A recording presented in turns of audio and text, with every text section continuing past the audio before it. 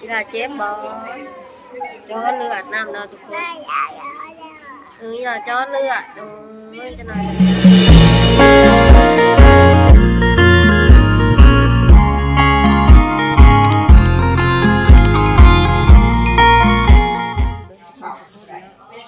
พอกับโซน่าทุกเก้าเนาะทุกคน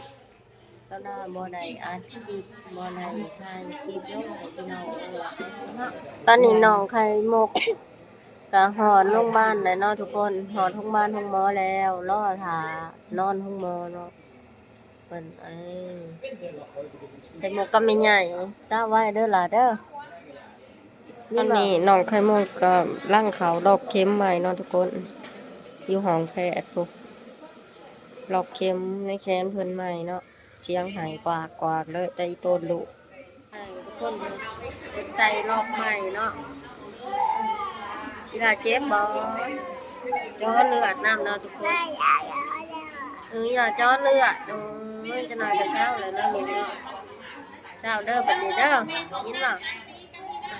ตอนนี้โซล่าอยู่ห้องหมอเนาะทุกคนบ่ทันกินหอดข้าวเช้าข้าวเที่ยงก็บ่ทันกินเนาะมอแต่วนแล่นแต่น้ำลูกเนาะทุกคนโอ้สู่ไปอีกแล้วทุกคนเลยพอสิออกมือนี่เช้าไว้เด้อใหญ่นี่ฮะไม่ใหญ่โดเด้ใหญ่ฮะน้องไข่มุกยังบ่หายดีทุกคนเลยนอนโรงพยาบาลต่อเนาะบ่ฮู้ว่าสินอนจักคืนเนาะฮะ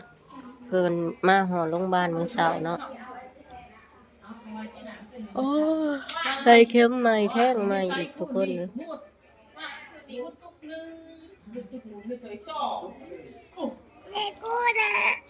เจ็บบ่ลูกบ่เจ็บบ่ล่ะ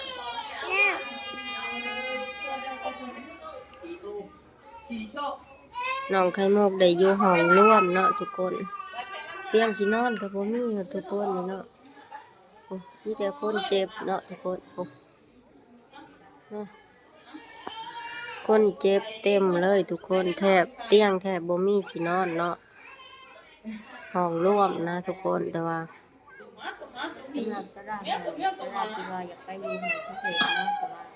ง่ายน้องไข่มุกห้องพิเศษแพงทุกคนวันละ150,000เนาะย้ายเริ่มบ่ไปแล้วก็ตามใจเพิ่นเป็นของพิเศษมันแพงได้เราเริ่มบ่ไปเนาะ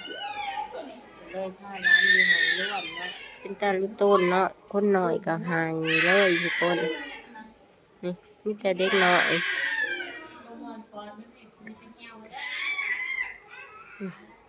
เจ้าด้าแต่อยากอัปเดตอาการน้องไข่มุกให้พี่ๆได้ส้มเนาะเจ้าด้าบ่ได้ไปอัดคลิปยังมาให้พี่ๆเบิ่งสนุกสนานเนาะดูบ่สบายเจ้าด้าก็สิอัดคลิปสั้นๆอัปเดตอาการของน้องให้พี่ๆเบิ่งแต่ละวันเนาะทุกคน